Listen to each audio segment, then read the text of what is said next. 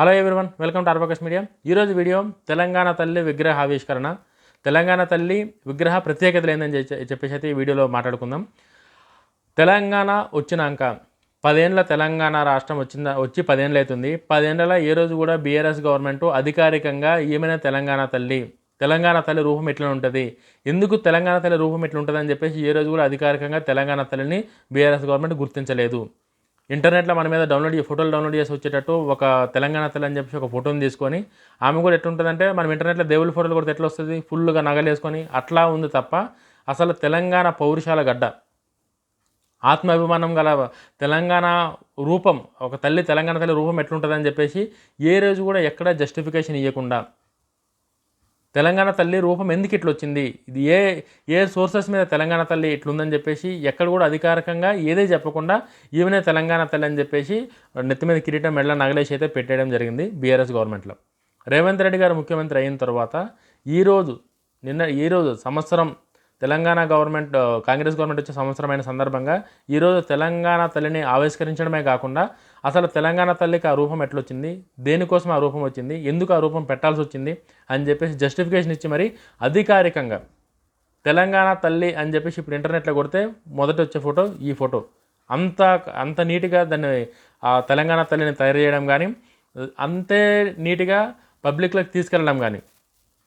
మొన్నటి వరకు ఇంటర్నెట్లో ఆ ఫోటో ఏదైతే ఉందో అందరూ అదే చాలామంది విమర్శలు చేశారు, ఈమె కవితలాగా ఉందని చెప్పేసి, కేసీఆర్ గారు కవిత గారి ఫోటో తీసుకొచ్చి పెట్టారని చెప్పేసి. అట్లా ఎక్కడ కూడా విమర్శలకు తోవ లేకుండా తెలంగాణ తల్లి అని అంటే తెలంగాణ కట్టుబొట్టు, తెలంగాణ సాంప్రదాయం, తెలంగాణ పౌరుషం, తెలంగాణ గుండె ధైర్యం ఇవన్నీ కలిస్తే ఒక తల్లికి రూపం ఎట్లుంటుందో ఈరోజు రేవంత్ రెడ్డి గారు ఆవిష్కరణ చేసిన విగ్రహం మాత్రం సేమ్ యాజ్ ఇట్ ఈజ్ అలాగే ఉంది. ఒక విగ్రహాన్ని ఆవిష్కరించి వదిలేయడమే కాకుండా ఆ విగ్రహంలో కింద నుంచి పై వరకు ఆ రూపం ఎట్లొచ్చిందని చెప్పేసి ఎక్స్ప్లెయిన్ చేసి వదలడం అయితే మాత్రం చాలా హైలైట్. అది ఈ విగ్రహ ఆవిష్కరణకు వేలాది మంది తెలంగాణ బిడ్డలు, ఇంతకుముందు బీఆర్ఎస్ గవర్నమెంట్ ఉన్నప్పుడు తెలంగాణ సెక్రటరీ గేట్ దగ్గర కూడా ఎవరు పోకపోతుంది, ఇది అందరికీ తెలిసింది. రేవంత్ రెడ్డి గారు సీఎం అయిన తర్వాత సెక్రటరీ లోపలికి పోయి అన్నీ చూసి ఇది ప్రజాభవన్ అన్న కాడికి ఎవరన్నా పోయి చూసి వచ్చేటట్టు ఉంది. ఇప్పుడు అందరికీ తెలిసిందే మనందరికీ. ఈరోజు అదే ప్రజాభవన్లో తెలంగాణ తల్లి ఏర్పడ్డ తర్వాత మొదటిసారి తెలంగాణ తల్లి అంటే ఇట్లుంటుంది అని చెప్పేసి ఇతర అన్ని రాష్ట్రాలకు, యావత్ భారతదేశమే కావచ్చు, ఇతర రాష్ట్రాలే కావచ్చు, ఎక్కడైనా సరే కూడా తెలంగాణ తల్లి అంటే ఇట్లుంటుంది అని చెప్పేసి ఒక సిగ్నేచర్ లాంటి రూపాన్ని అయితే తయారు చేయడం జరిగింది. తెలంగాణ విగ్రహ ఆవిష్కరణకి వేలాది మంది సామాన్య ప్రజలు, ఇంతకుముందు ఎప్పుడు కూడా సామాన్య ప్రజలు అయితే సెక్రటరీకి పోతుండే, ఇప్పుడైతే సెక్రటరీలకు పోయి ఆ తెలంగాణ తల్లి ఆవిష్కరణను కూడా దగ్గరుండి చూసే భాగ్యం అయితే మాత్రం తెలంగాణ ప్రజలకి ఇప్పుడు ఈ గవర్నమెంట్ అయితే దొరికింది. అది అందరికీ మనకు తెలిసిందే. కాబట్టి ఎవరైనా సరే ఎటువంటి రిస్ట్రిక్షన్ లేకుండా సెక్రటరీలకు పోయి ఏదైనా సరే గవర్నమెంట్ ఈవెంట్ ఏదైనా సరే కూడా ధైర్యంగా వెళ్ళి హ్యాపీగా చూసి వచ్చేటట్టయితే ఇప్పుడున్న గవర్నమెంట్ అయితే మాత్రం ఈ వెసులుబాటు అయితే ఉంది. అట్లనే తెలంగాణ రూపం ఎట్లా వచ్చిందని చెప్పేసి అయితే ఇంకొంచెం మీకు ఎక్స్ప్లెయిన్ చేస్తా. తెలంగాణలో మనం చాలా ఏరియాలో గ్రామాలలో కనుక చూసుకుంటే వేప చెట్టును కూడా మనం దేవుళ్ళలాగా పూజిస్తాం.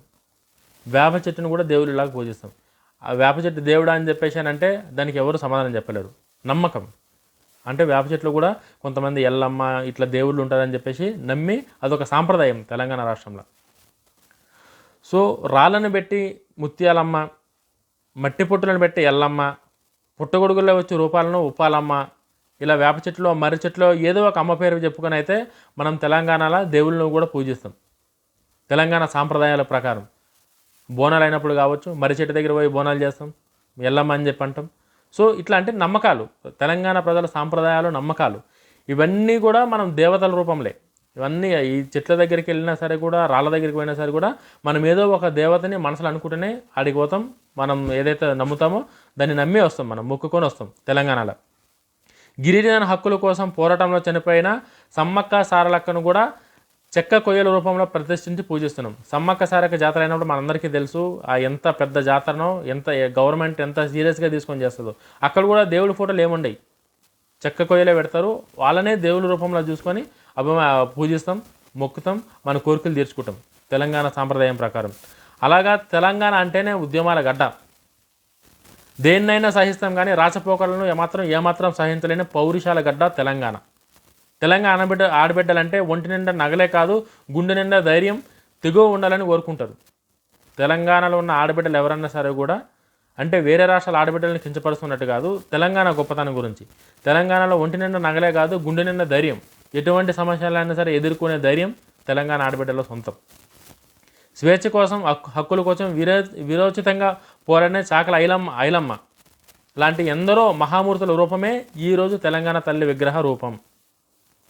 తెలంగాణలో ఉన్న ప్రతి ఒక్కరూ కూడా తెలంగాణ తల్లి రూపాన్ని చూసి ఏదో ఒక విధంగా తెలంగాణ తల్లి కింద ఏదైతే పిడికిలు ఉందో అదొక పోరాట స్ఫూర్తి. ఆమె కళ్ళల్లో ధైర్యం, చేతుల్లో పసిడి పంటలు, కష్టపడే తత్వం. సో ఇట్లా అంటే ఎక్కడ కూడా ఇప్పుడు ఇంటర్నెట్లో ఉన్న ఫోటోలాగా ఏదో నగలేసేసి అలంకరణ చేసేసి ఏదో తెలంగాణ తల్లి అని చెప్పేసి పబ్లిక్ని మభ్యపెట్టడం కాకుండా, అసలు తెలంగాణ తల్లి ఈ రూపం ఎందుకు వచ్చింది, తెలంగాణ తల్లిలో ఉన్న స్ఫూర్తి ఏంది, రేపు పొద్దున్న ఎవరైనా సరే కూడా ఈ జనరేషన్ కాకుండా నెక్స్ట్ జనరేషన్ అయినా సరే కూడా తెలంగాణ తల్లి అంటే ఏంది అని చెప్పేసి అంటే మొత్తం ఇట్లా కొడితే డీటెయిల్స్ వచ్చేటట్టు పెట్టిరు. అంత క్లియర్గా ఆమె గొప్పతనం కావచ్చు, ఆ కళ్ళల్లో ఉన్న పౌరుషం కావచ్చు, గుండెలో ఉన్న ధైర్యం కావచ్చు, సామాన్య తెలంగాణ మహిళ ఎట్లుంటారు, సామాన్య తెలంగాణ మహిళలు ఎట్లా కొట్లాడి అలా స్ఫూర్తి ఏందని ఆమె కళ్ళల్లో స్ఫూర్తి, ఏదన్నా ఎదిరించగలను ఆమె కళ్ళల్లో ఉన్న పౌరుషం, గుండె ధైర్యం, ఇవన్నీ మీకు నేను చెప్తే మీకు కొంచెం కామెడీగా అనిపించవచ్చు, బట్ ఇవన్నీ వాస్తవం. ఆ బాగా ఎవరైతే రాజకీయాలకు అతీతంగా ఎవరైతే విగ్రహాన్ని చూసి ఆమె కళ్ళల్లో ధైర్యాన్ని కావచ్చు, ఆకుపచ్చ చీరలో తెలంగాణ పసిడి పంటల రూపం కావచ్చు, చేతిలో ఉన్న ఆ రైతన్నల ఇది కావచ్చు, వ్యవసాయ సింబల్ కావచ్చు, కిందున్న పిడికిలు బిగించే అది కావచ్చు, ఏదైనా సరే కూడా ఒక్కొక్క రూపానికి ఒక్కొక్క దానికి ఒక్కొక్క ప్రత్యేకత ఇచ్చి ఆ తెలంగాణ తల్లిని అయితే రూపొందించడం జరిగింది. దీన్ని తెలంగాణ ప్రజలు తెలంగాణ వచ్చిన 10 ఏళ్ల తర్వాత ఈరోజు తెలంగాణ తల్లిని అధికారికంగా ప్రకటించుకొని తెలంగాణ ప్రజలైతే మాత్రం చాలా ఈ విషయంలో మాత్రం తెలంగాణ ప్రజలు కాంగ్రెస్ గవర్నమెంట్ చేసిన ఈ విషయంలో చాలా ఆనందంగా వేల మంది ఈరోజు అయితే సెక్రటరియట్లో పాల్గొనడం జరిగింది. ఇంతకుముందు ఎప్పుడు కూడా తెలంగాణ వచ్చిందన్న ఆనందం కన్నా మనం ఏ దానికోసం అయితే తెలంగాణ తెచ్చుకున్నామో అవన్నీ కాలేదన్న బాధలు ఉండే మొన్నటిదాకా బీఆర్ఎస్ గవర్నమెంట్ ఉండేటప్పుడు. ఈరోజు తెలంగాణ వచ్చిన తర్వాత, ఈ కాంగ్రెస్ గవర్నమెంట్ వచ్చిన తర్వాత సంవత్సరం కాలంలోనే తెలంగాణ ఆడబిడ్డలకు ఉచిత బస్సు కావచ్చు, చాలామందికి కరెంటు బిల్లు కావచ్చు, 200 యూనిట్ల కరెంటు బిల్లు కావచ్చు, అనేక రకాల 500 గ్యాస్ కొంతమందికి కావచ్చు, రైతులకు రుణమాఫీ కావచ్చు, ఇట్లా ఏదైతే తెలంగాణ దేనికోసమైతే తెలంగాణ తెచ్చుకున్నామో అవన్నీ నెరవేర్చే విధంగానే ఈరోజు రేవంత్ రెడ్డి గారి ఆలోచన విధానాలు కావచ్చు, ఆయన పద్ధతులు కావచ్చు చాలా క్లారిటీగా ఉన్నాయి. ఆయన ఇంకా నెక్స్ట్ ఈ 1 ఇయర్లోనే ఆయన ఇంతగానం చేసిండంటే మేబీ బీఆర్ఎస్ వాళ్ళకి నచ్చకపోవచ్చు, కొన్ని మంచి జరిగినా సరే కూడా రాజకీయంగా యాక్సెప్ట్ చేయకపోవచ్చు, వాళ్ళకు కూడా తెలుసు మంచిదో చెడేదో, బట్ రాజకీయంగా వచ్చినప్పుడు కొన్ని ఎవరు ఒప్పుకోలేరు. అది కాంగ్రెస్ గవర్నమెంట్ కావచ్చు, బీఆర్ఎస్ గవర్నమెంట్ కావచ్చు, పార్టీలు ఉండేటప్పుడు వ్యతిరేకత ఇవన్నీ కామన్. బట్ ఈరోజు తెలంగాణ తల్లిని సెక్రటరియట్లో ఆవిష్కరించడం మాత్రం అది గొప్ప పని అని చెప్పేసి, గొప్ప నిర్ణయం అని చెప్పి రేవంత్ రెడ్డి గారికి అయితే మనం చెప్పొచ్చు. వీడియో కనుక నచ్చితే లైక్ చేయండి, షేర్ చేయండి, మీ ఫ్రెండ్స్ కూడా సపోర్ట్ చేయమని చెప్పండి. ఇంకా మంచి వీడియోలు అయితే చేయడానికి ట్రై చేస్తాను. జై హింద్.